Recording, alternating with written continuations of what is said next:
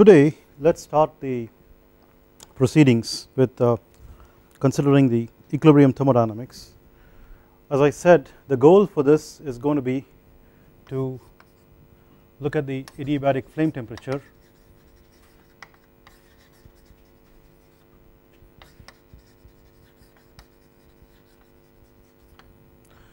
we will talk about this adiabatic flame temperature in significant detail as we go along, but before we get to that point there is a few more things that we have to learn. So let us start with some assumptions.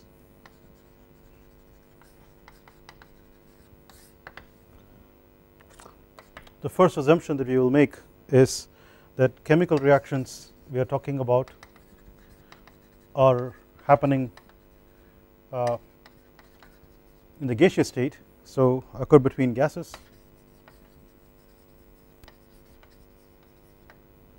right. This is something that we talked about previously, where we are basically looking at fast exothermic reactions and the speed, the high speed at which these reactions are happening, or the high reaction rates that are happening, is primarily coming out of the fact that we are looking at gases that are reacting in for most parts. So this is not a bad assumption.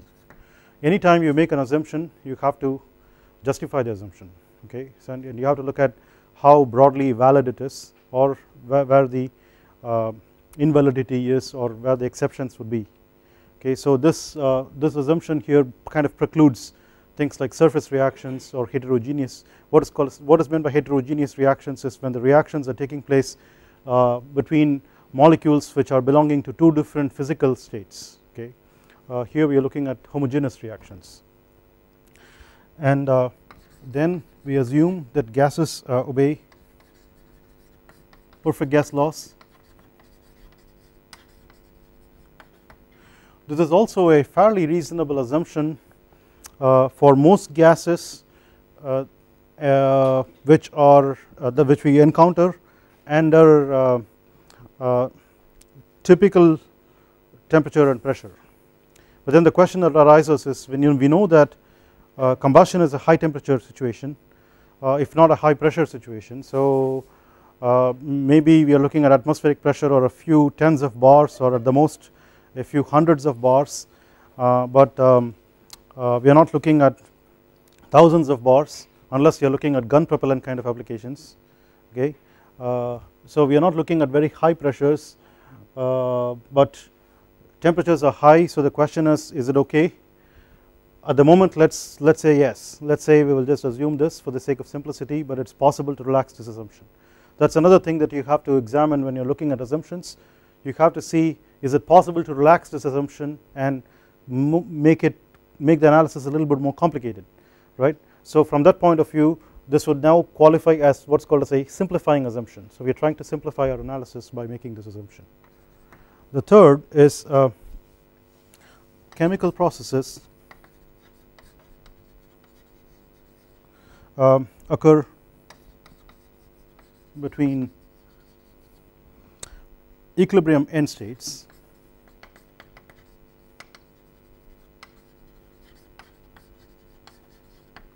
right.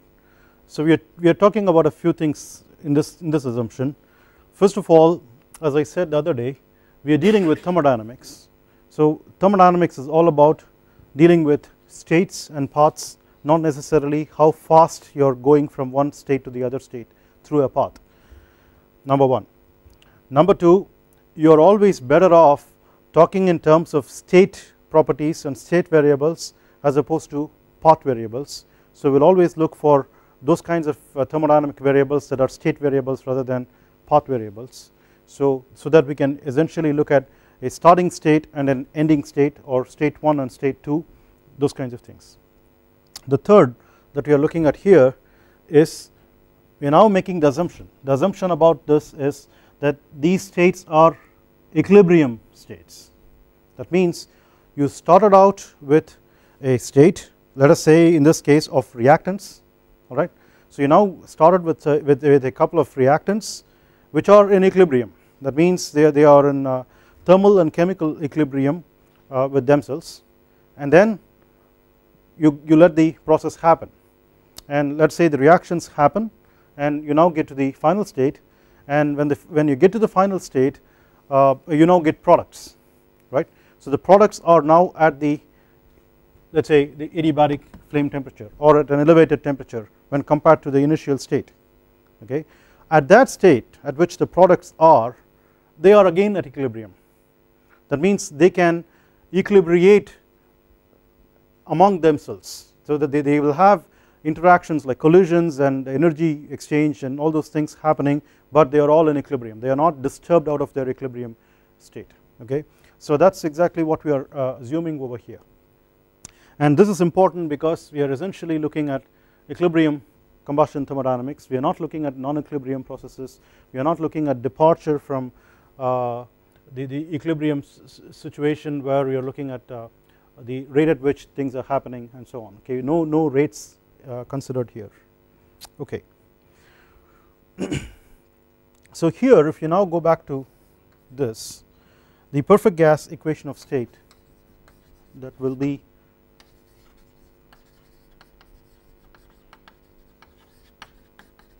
applicable for us is, the notation that we will use is PV equal to RT, where V, small v is the specific volume, P, it is understood that P is pressure, the small v here is specific volume. Later on we will reserve the symbol for velocity when you are looking at flows, but not now. This is the specific gas constant,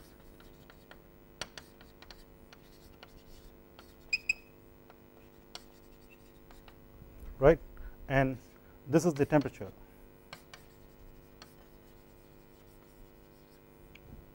All right. So the specific, this is not the universal gas constant, okay. This is the specific gas constant when you are actually using a specific volume over here, they go together. Make sure that you don't make a mistake on this. When you now adopt this equation of state as the perfect gas equation of state, then this implies that your internal energy will be only a function of temperature, okay. So the notation here is to say E equals E of T only, simply means that E is only a function of temperature, and the enthalpy is only a function of temperature. Oops. So this further means that you now have a specific heat at constant volume dE over dt. This means that Cv is a function of temperature only, okay. So we could go back and write H is a function of temperature only, and Cp is a function of, so you could write here and Cp equals dH over dt, which implies Cp is a function of temperature only, okay. So long as you have the Cp and Cv as functions of temperature only, we call this thermally perfect. So basically what it means is, if you now assume the perfect gas equation of state, it follows that your gases are thermally perfect, okay. In other words, if you ask the question what is so perfect about the gas, you can say thermally perfect, it is just one and the same, right.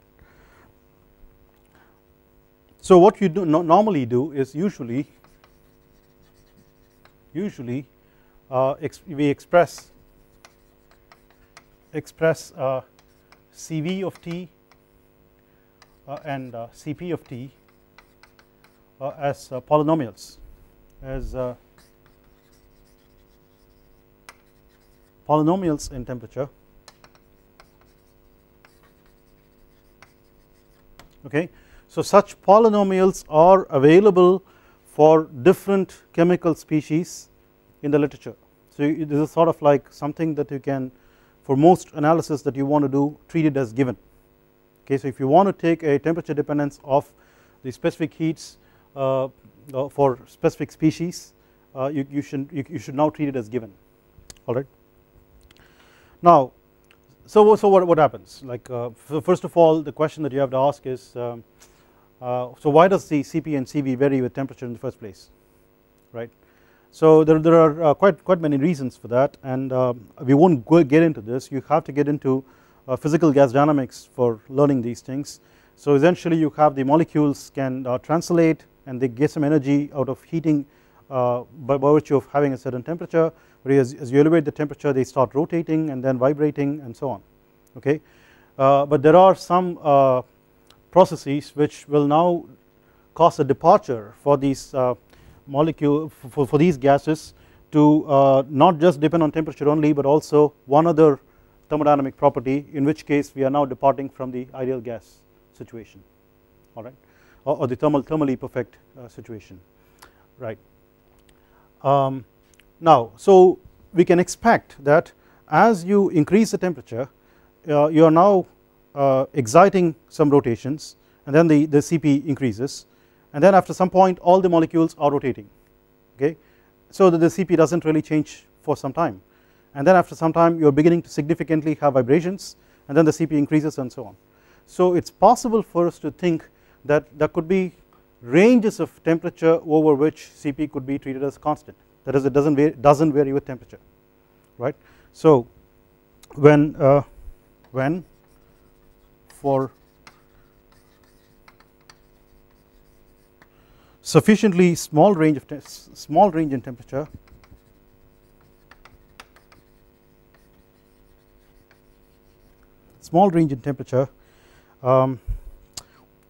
it may be acceptable to approximate. Okay, it may be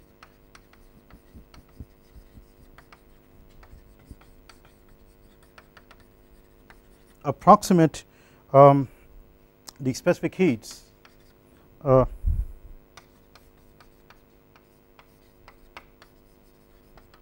as constants, right. This is what we would call we have what's called as calorically perfect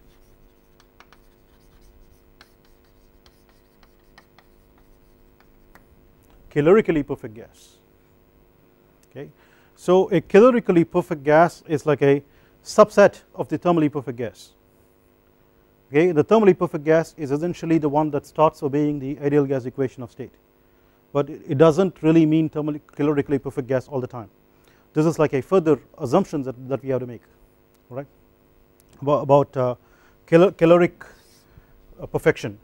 Yeah, all right. Now this is like a prologue, if you will, but the prologue is going to continue on with some more thing. Let us now consider a general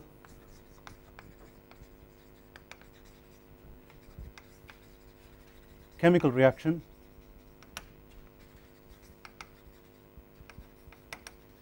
right, and this chemical reaction that we consider would be of the form sigma I equals 1 to n, let us say Ni single prime script capital Mi gives sigma I equals 1 to n Ni double prime small Ni double prime script capital Mi. Okay, we are talking about a chemical reaction here. Now what we are used to looking in high school is like, let us say CH4 plus O2 gives CO2 plus H2O, or something else like, let us say I don't know NaOH plus HCl gives NaCl plus H2O, those kinds of things, right. And then we look at the Mendeleev's periodic table, look at those symbols for these different elements, and then we now form compounds based on those symbols and all that stuff. This doesn't look anything like that. This is supposed to be a chemical reaction, right. So how do we figure out that this is actually a chemical reaction? Yeah. So the answer is, this is the species, right. So script M stands for the chemical symbol of the species that you would use, yeah, and we are now looking at the ith species out of a capital N number of species.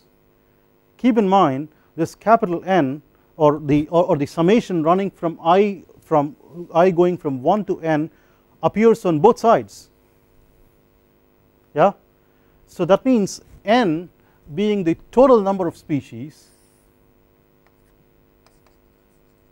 okay. So this is species I chemical symbol, this is total number of species, right. So why would the total number of species appear on both sides? Why would then all the species appear on either side? So it is sort of like saying NaOH plus HCl plus NaCl plus H2O gives NaOH plus HCl plus NaOH NaCl plus H2O, right. So you are putting everything on either side, but in reality you are having only a couple of them here and a couple of others there. Sometimes you could have one of them there, like let us say you have an excess reactant, okay. So let us say you have a what is called a fuel lean situation, okay, and we will have to figure out what that means a little later. So you will now have an oxygen excess, so you can now throw in oxygen on either side of your reaction, but not all of them, that does not make sense, but that is going to be taken care of by these. So if one of the species is going to be purely a reactant, its coefficient Ni single prime is going to be non-zero, and its coefficient Ni double prime is going to be 0. That means we now reckon that as a purely a reactant, okay, and vice versa. So if something is purely a product, this survives, this becomes 0. So you can essentially kind of construct a list of Ni single primes and Ni double primes, look at which is all 0, and then figure out which is reactant and which is product, okay. So this is kind of like good for you to plug into like a computer program, yeah. So you don't necessarily have to distinguish between reactants and products. So in reality as well, you now look at like very complicated combustors, right. So when you now have the flow coming in, it's essentially reactants that are coming into the combustor, you ignite and then you have a flame, and you typically have some recirculation zones, like you have like a bluff body or like a sudden expansion and so on, and then you have products, and the products actually recirculate in this recirculation zone, okay, and then feed back into the flame. In fact, the products are hot, as we will try to find out the adiabatic flame temperature, and these hot products are the ones that are actually recirculating back to the cold reactants and heating them up to actually get them to burn further and further, right. So at any particular point in your combustion zone, you will have everything, you will have in general, you will have the reactants, you will have the products, all of them together. So it is always good to treat all of them together simultaneously. You are always looking at a mixture of reactants and products together all the time, yeah. So that is the reason why we are always running this summation from I equals 1 to n through all species regardless of whether they are reactants or products, okay. So this is something that you have to kind of get accustomed to, you have to get used to, and essentially what we have done is to sort of algebraicize, okay, if I can gin up a word like that, chemistry. So instead of actually writing chemical reactions, we now write an algebraic equivalent of a chemical reaction, so that you can go along with this, okay. So with this then we now look at what's a stoichiometric mixture,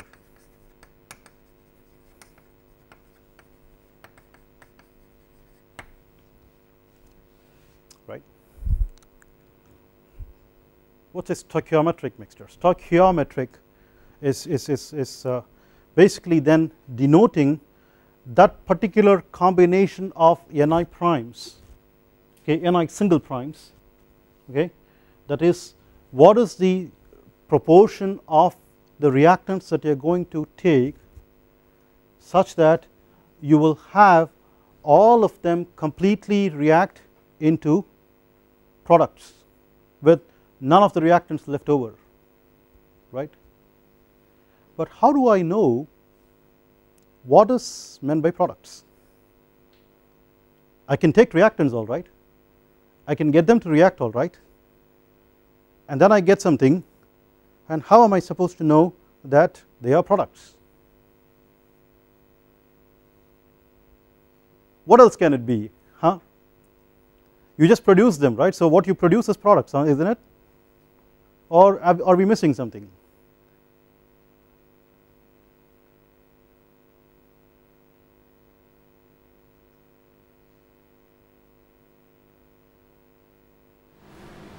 We are looking for stable products, right. So that means the reaction should be complete. As it is in thermodynamics, we don't really have a notion of how fast things are supposed to happen. So now you got a couple of reactants to get together and ignited and got the reaction going, and then you wait and wait and wait, and I got something. How am I sure that I'm not going to get something more, right? Wait for some more time, go for coffee, come back and see what happens. Is that how it is? Does it how it works, huh? So how do we figure out? Is that like a metric? We can figure out that the reaction is complete. Now I got stable products, and then I look at the products, and if I don't find any of the reactants, right, then I figured that the combination of the reactants that I took was a stoichiometric mixture. This is how I am going to say, right. So how do I decide that I got stable products, right? So there we go. So there is this someone who is beginning to say we have to look at their energy states, huh? We will get into quantum mechanics then, right. So let's do it a little bit simply. We don't want to get into the molecular level as much as we can, okay. We want to stick to a continuum framework in this approach. So but there are notions of energy, okay. So that's what we are now beginning to get into. So a stoichiometric mixture is a mix of reactants. It does refer to the reactants, that is the original set of reactants alone that you took up, okay. So if you're now taking methane and oxygen, for example, that particular proportion of methane and oxygen that will give you, let's say, carbon dioxide and water alone, and no methane and no oxygen left over is what you're looking at, okay. But the question that I asked you is, how do I know that I need to expect only carbon dioxide and water and nothing else? Could I have settled for carbon monoxide? That's possible, that's possible, that's possible. So if I now can take like methane and oxygen and allow for it to react and produce carbon monoxide, maybe some carbon monoxide, some carbon dioxide, okay. So now different combinations are possible, yeah. So which proportion is supposed to be stoichiometric? You see what I am saying? I can give you these kinds of exam problems, huh? So consider like carbon monoxide, carbon dioxide and water as the products. Now tell me what should be the proportion of carbon monoxide and methane and oxygen that will give you a complete set of these products. Would that work for identifying a stoichiometric mixture? So what's the catch? Is there a catch? So what you're looking at is a stoichiometric mixture is a mix of reactants, okay, that's what I was beginning to identify, that can in principle this doesn't have to happen in reality. There could be lots of barriers for the reaction to happen. You put two things together, they don't need to react. For example, in principle you can get aluminum to react with water, but if you now try to put an aluminum kettle on the stove, okay, and then pour some water in that to make a cup of tea, you don't see an explosion there, right? You want to have some tasty tea.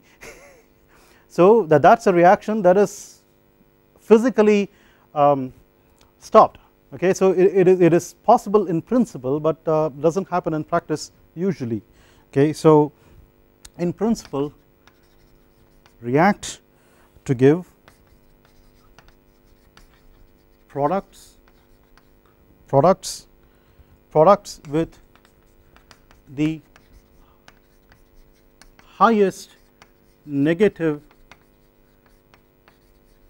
heat of formation, highest negative heat of formation with nothing left over. Nothing left over is none of the reactants left over, right? Okay, so we have now started throwing in some jargon in there. We are trying to say we are looking at products which are specifically the ones with the highest negative heat of formation. Okay, so you can say heats because these are products.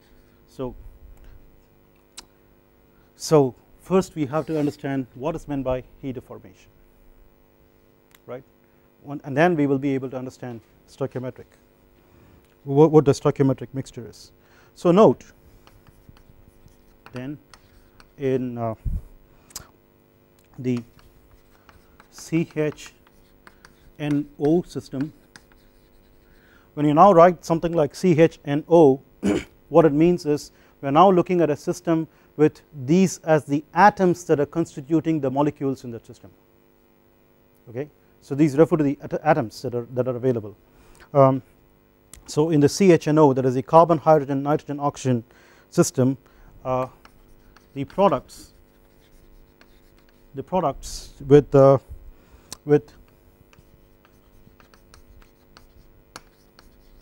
highest negative heats of formation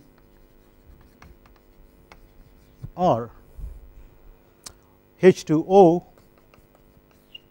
and CO2. So that's the reason why I was expecting that if methane was getting oxidized, I would look for carbon dioxide and water as the final stable products. Once I get them, then I start looking at whether I have some more methane or oxygen left over. If not, I look at what's the proportion at which I took my oxygen and methane, and then that proportion is the stoichiometric mixture. Okay, so now we know why we want to look for water and carbon dioxide. We still do not know what is meant by heats of formation. Yeah. Okay, so example, H2 plus half O2 gives H2O, that is reasonable, right? And C plus O2 gives CO2, or stoichiometric.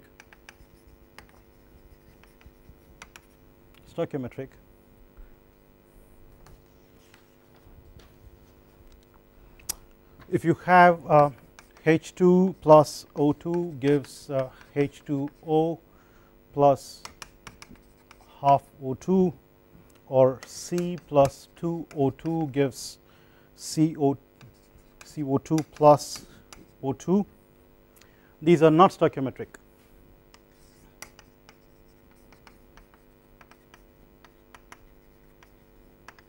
Right, because we didn't have this condition that nothing is left over. We have some of the reactants left over, yeah, in these cases. Okay, and typically this is what we are looking at, and this is what we would call as these are of fuel lean stoichiometry. Okay, so look at the jargon here. Stoichiometry is something that refers to any combination of the reactants in a mixture. Okay, so you can have a fuel lean stoichiometry, or you can have a fuel rich stoichiometry, or you have a stoichiometric stoichiometry.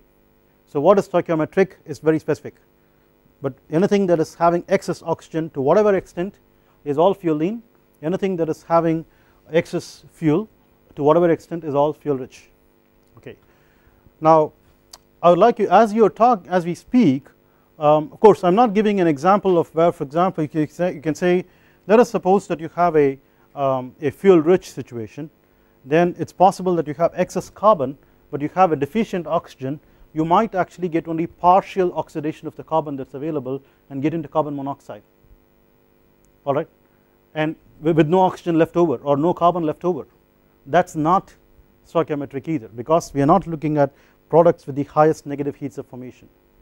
Okay, so that is something that I talked about. The other thing that that's come out in what we are discussing here is something about notions of what is fuel and what is oxidizer. Okay, now here we are okay, because we are always looking at oxygen being there, and whatever is not oxygen in the reactants must be the fuel. Is essentially our brain wiring going on. But how, when you now look at a reaction like A plus B gives C plus D, how do you figure out which is the fuel? Only then you can tell me whether it is fuel lean or fuel rich. So how do you know? You have to look at electron exchange and all those things. So again you have to get into the molecular level. Can we do without that? So he is talking about economics. Okay, air is something that is available for free in this planet for you to screw around with, and okay, and keep contributing to global warming, and that is for free. You can do it with no penalty for yourself except for your future generations. But fuel is something that you have to pay for now, so you want to use it less. That is not quite true. Well, I will come to that. So it is not quite true. Okay, for example, in rockets, okay, we have to provide both the fuel and oxidizer ourselves, and we choose usually to go for a fuel rich composition. Alright, so it is not completely true that you always have the deficient species as the fuel. Okay, now we take the answer that we have from back there. So the answer is, you look at the heats of formation, right? So based on the heats of formation, without looking at electrons and all those things, we should be able to decide what is a fuel. Okay, that is the purpose of this lecture. Okay, so if we have to get there, we first of all have to understand what is meant by heat of formation. Yeah, okay, so before we get into a heat of formation, we first have to look at what is the heat of reaction, right? So the heat of reaction is heat liberated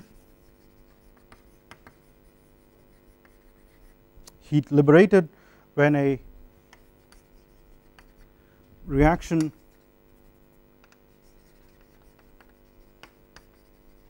starts at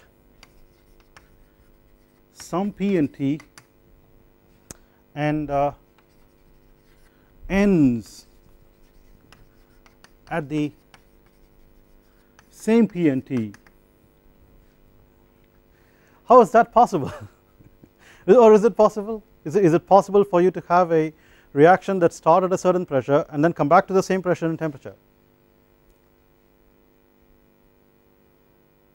Of course it is possible, right? So you can now take a container, and typically you can have a container which is like a cylinder and then put a piston on the, come on, with thermodynamics we were missing piston and cylinder all the while, so they are coming back to haunt us.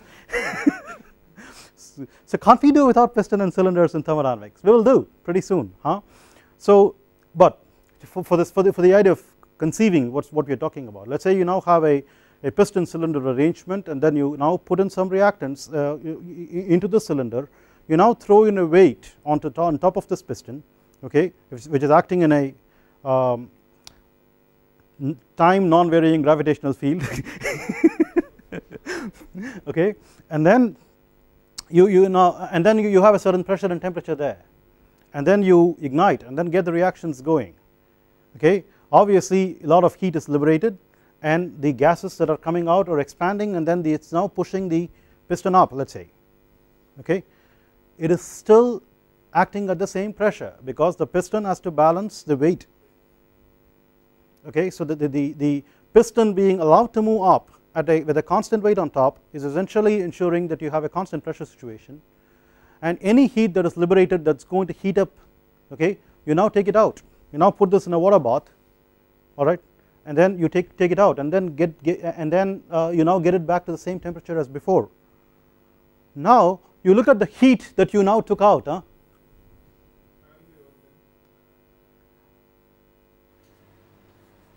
and the work done. Do we have to worry about the work done? What work done? But that was to maintain the pressure constant. The piston is massless, but it is going to carry a weight on it, on top of it. Okay, so the thing is, we are now basically looking for getting the same pressure and temperature. We try to maintain the pressure, we get the temperature back by removing the heat. That heat is what we are talking about. Okay, so you still have this nagging doubt in your mind. We had this expansion work, right? Is that to be counted, or it's not supposed to be counted? Okay, from this we are like, no, whatever heat you are actually getting out by bringing the temperature back to its original position is what is the heat, is what you are talking about. That means we are not talking about the expansion work. Okay, so keep this in mind. You have an expansion work to account for, or maybe it's already accounted, or we have to bother about it. So let's keep that in mind. Okay, there is something that's going on there. Okay, now is it possible for us to talk about this without piston and cylinder? Okay, so let us say, for example, we are like aerospace engineers, and therefore we want to have engines, and we want to crank up the engines and run them and all that stuff. That's what we are here for. What are we talking about? Piston, cylinder. Sorry? You can theoretically take them to different thermodynamics. So we are basically looking at it in the map of thermodynamics, right? So we are looking at what's the pressure and temperature of the system when it was in the form of reactants, and what is it now when it has now become products. This could be happening, for all we care, inside a gas turbine engine, and as a matter of fact, most of these open systems like gas turbines and rockets and so on, which have a nozzle or an exit, they happen to maintain the pressure pretty much, more or less. So they are all typically constant pressure systems, fortunately for us. So we don't have to have a piston and a weight on top of it and all those things, gravitational field, nothing, right? So we have a constant pressure situation for most of the time. Okay, the one is to capture the products and bring them back to the same temperature. Okay, if we did that, then we wouldn't be flying this engine, right? So if you want to now figure out the heat, you can't be flying. So get back to the piston and cylinder. That's good enough. Good. So now we talk about standard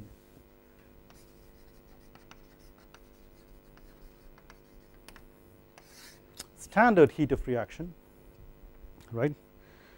Now this is the heat of reaction at some standard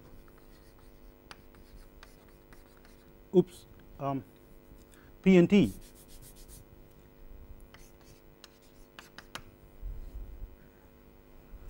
So previously we did not fix what the pressure and temperature were, we just simply said whatever we started out with we wanted to come back, but now we fix that to be some standard. Okay, and why would we want to do this is something that we want to keep looking forward to understanding as we go along. So we want to standardize some things here. So we will now take, for example, most often, but not always,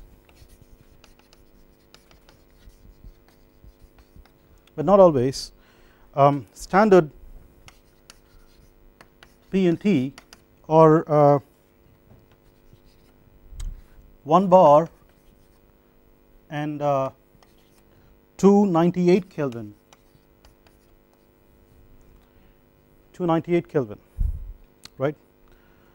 Now 1 bar is like 10 to the 5 pascals. Pascals is actually the SI units for pressure, but atmospheric pressure is approximately like 1.01325 bars. Therefore we go in terms of bars instead of pascals itself, and 298 is pretty convenient. Okay, so it's like about 25 degrees Celsius, which is reasonably warm.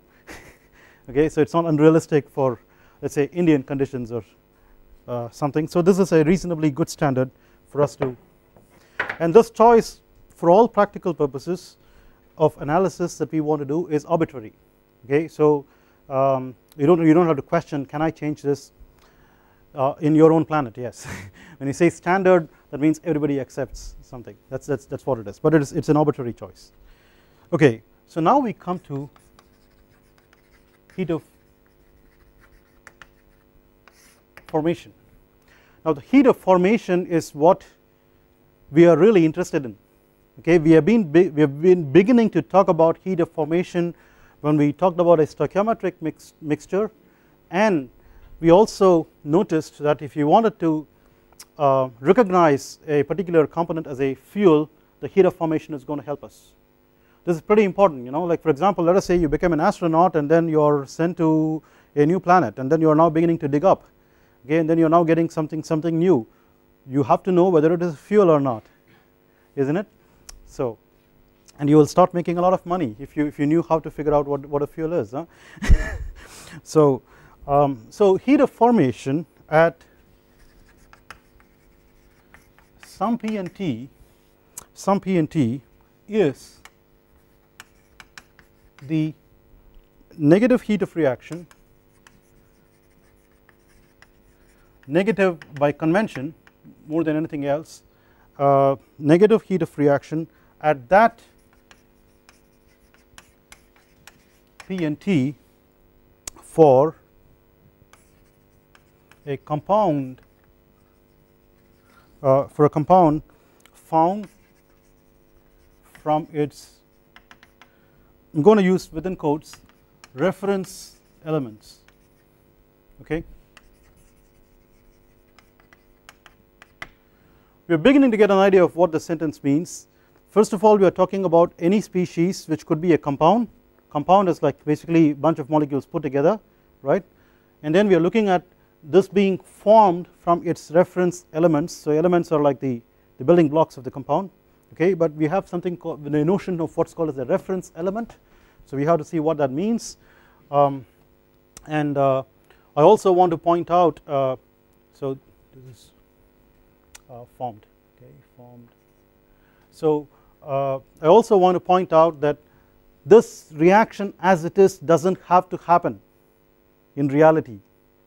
Okay, you don't necessarily need a compound to be formed from its reference elements in reality.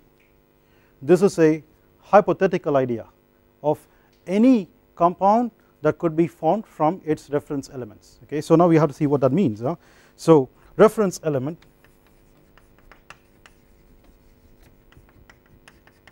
means that element as found most commonly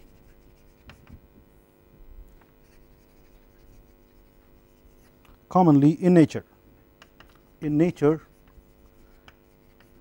when alone. Okay, this is for every element. So for every element you have to look at what is the most natural state at which it would be found, and that's what is called the reference element. Okay, so still it's a little bit enigmatic. So here example O2 H2 N2, carbon within brackets S to denote solid. Okay, solid, and when we say solid we are looking at graphite, not diamond. Okay, because if it were diamond that is most commonly found it won't be very expensive, right? So graphite, etc. For, okay, now let's use words for oxygen,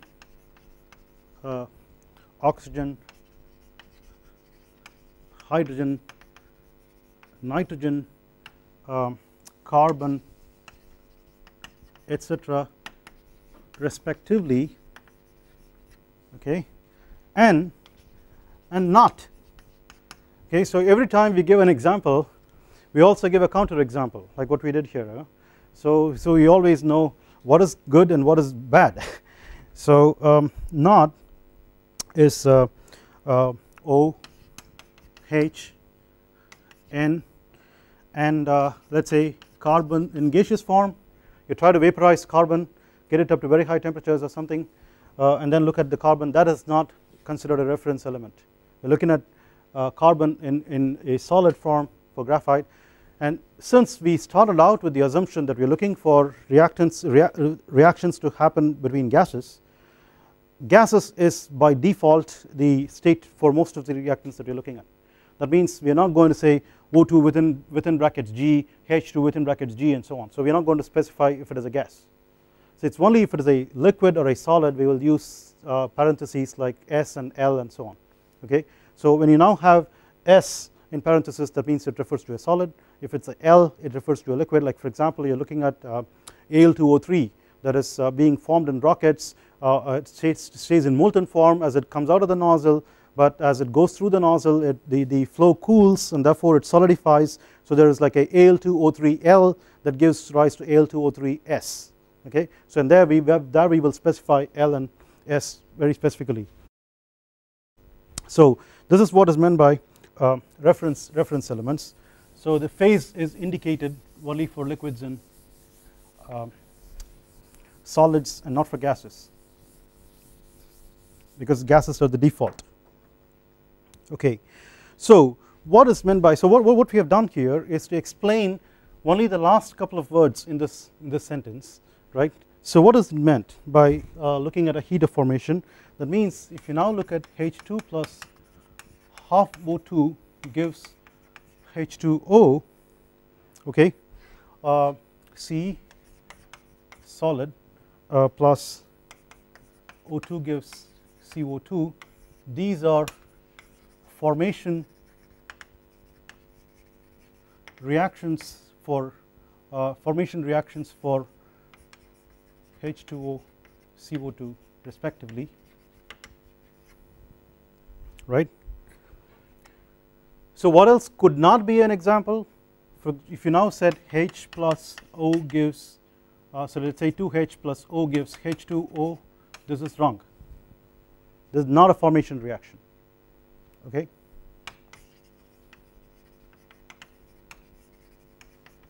not a formation reaction.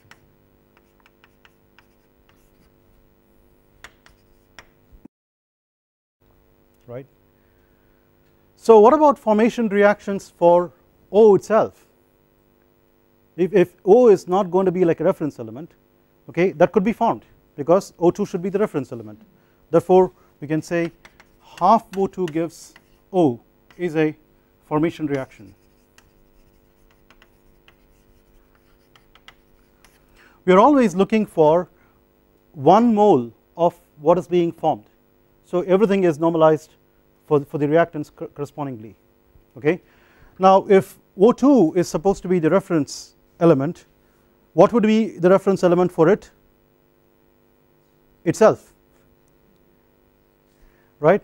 So O2 gives O2 is also a formation reaction. That sounds silly, does it? No, it tells us something. If O2 has to react with itself to form O2, will it take any energy? No, right? So what do you expect for the heat of reaction? 0.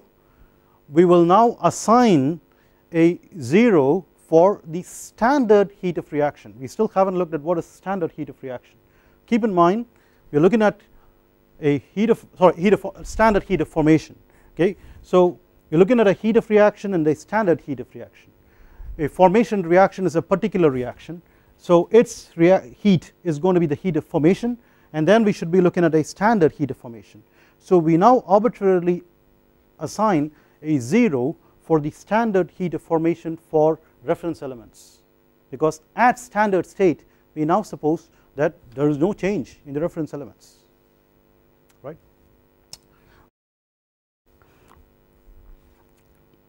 So standard heat of formation is the heat of formation at some standard P and T. Okay, so could be the same as what we have noted there, 1 bar, say 1 bar and 298 K, and the notation for this is delta HF not 298 is the notation. Delta H stands for a enthalpy change, okay, and F stands for formation. 298 is the temperature, not refers to the standard pressure. So this is the notation that we will use. I'll pick up from here in the next class, and then point out to the question that's in our minds. If you now have a constant pressure and temperature, what happened to the expansion work? Okay, so I'll see you next class.